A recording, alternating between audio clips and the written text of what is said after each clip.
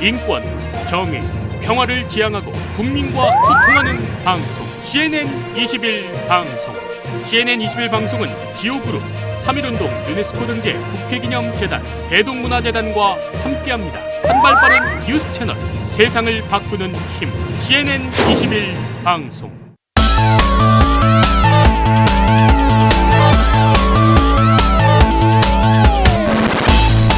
제주도에 가서 해남으로 활동을 해보는 청년들이 있다고 하니까 그들을 또 대상으로 홍보를 진행할 예정입니다.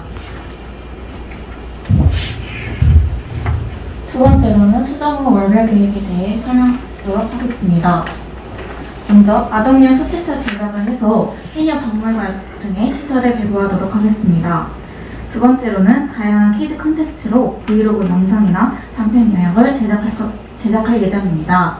마지막으로는 유치원이나 초등학교 중심으로 해녀벽화 그리기 활동을 진행하겠습니다. 한 달에 한두 번씩 벽화 그리기 활동을 진행을 해서 유치원과 초등학교 중심으로 활동을 키즈 컨텐츠 채널 개설 및 업로드를 할 예정입니다. 관심이 제가 좀 있어서 봤는데 몇 가지만 조언하도록 하겠습니다. 해녀 문화가 여러분들 지금 배워진 거 보면 여러 가지 부분에 대해서 해녀 문화를 가치를 홍보하겠다고 하셨는데 해녀 문화의 홍보하는 지금 이쪽의 포커스는 홍보 쪽이 되는 것 같아요. 그러는데 그게 과연 이 해녀 문화라는 게 방송이나 이런 게 기존에 굉장히 많이 돼 있습니다. 해녀는 관심도 많고 여러분들이 생각하는 것 이상으로. 그리고 그런데 그 해녀 문화가 여러분들이 준비한 것은 결국은 기존의 어떤 방식들이고 그게 과연 여러분들이 준비한 어린이들이나 이런 부분에 홍보를 들어가려고 하는데 그게 과연 기존의 거하고 지금 거하고 차별성 있겠고 여러분들이 관심을 그 어린 친구들이 가질 수 있을지. 그리고 해녀 문화가 사라졌다고 하는데 지금 방송이나 지금 보면 의외로 해녀가 젊은 친구들이 굉장히 관심이 많습니다. 2회에 걸친 외국 유학생들과의 담론이 있습니다. 굿즈 발주도 9월에는 5.18 관련 독서, 영화 인증 이벤트를 한 달간 진행할 것이며 유학생들과의 3차 담론을 진행하며 토의 내용을 각 언어로 정리, 마무리하고 책자 제작을 준비할 계획입니다. 저희는 향후 5.18 민주화운동을 국내에 알리는 것뿐만 아니라 외국인 학생과의 교류를 이어나가며 광주 민주화운동의 가치가 또 다른 새로운 가치와 의의를 만들도록. 저는 멘토는 아닌데 우리 5.18 관련돼서 이제 발표한 푸른 달 18의 이름부터 굉장히 저는 기발한 이름이다 그런 생각을 해요. 이제 5.18이 지금 40주년이 넘었잖아요. 예, 그런데 사실은 나도 지금 5.18에 참여했던 사람 중에 한 사람이에요.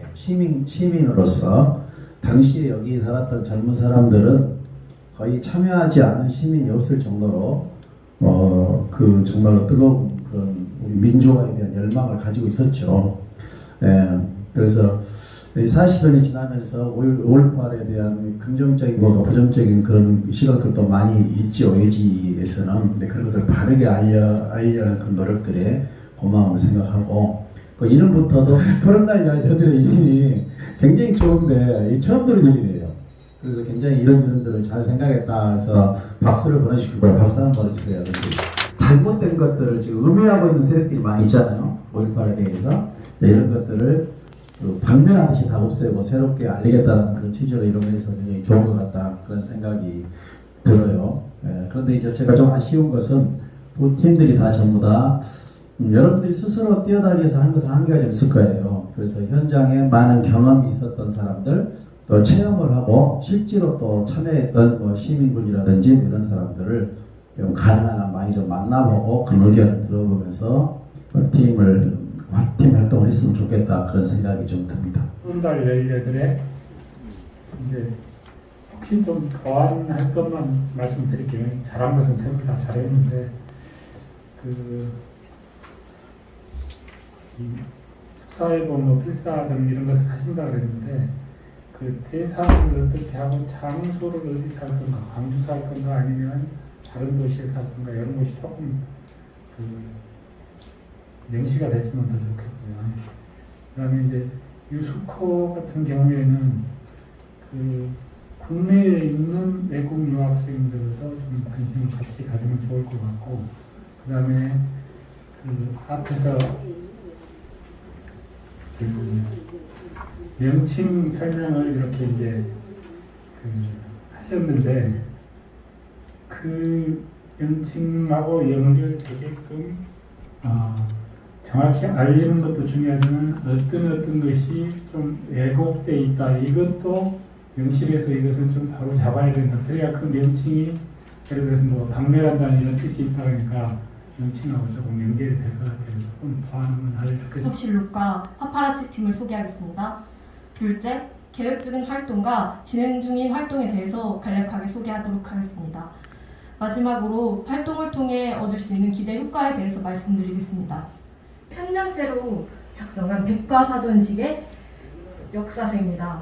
정치, 외교, 군사, 제도, 법률, 경제, 풍속, 미술, 종교 등 다양한 역사적 사실이 기록되어 있는 기록물입니다.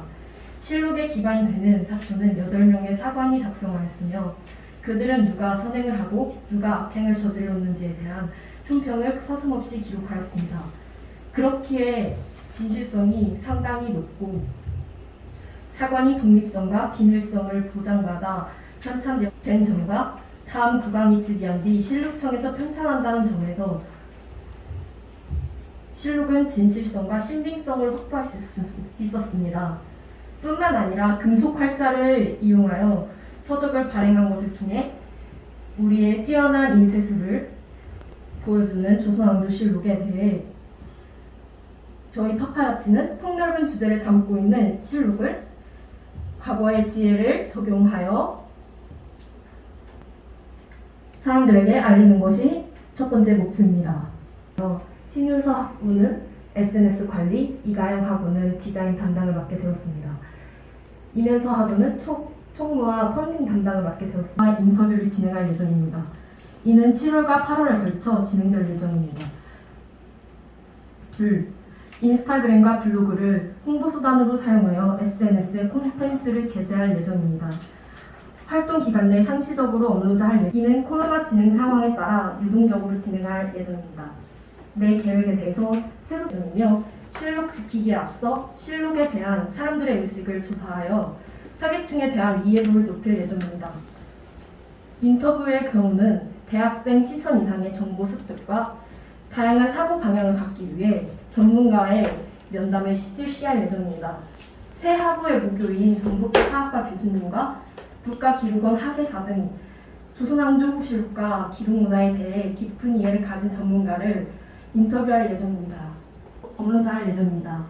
조선왕조실록의 독자성에 대한 콘텐츠도 업로드할 예정이며 빈칸 넣기 혹은 10점 말풀이처럼 다양한 퀴즈 이벤트도 진행할 예정입니다. 인스타그램은 젊은 세대를 타겟층으로 잡은 반면 블로그는 다양한 세대가 유입될 수 있기 때문에 카드 뉴스 내용 정리와 함께 자세한 내용의 소개, 읽어볼 거리 제시 등을 할 예정입니다.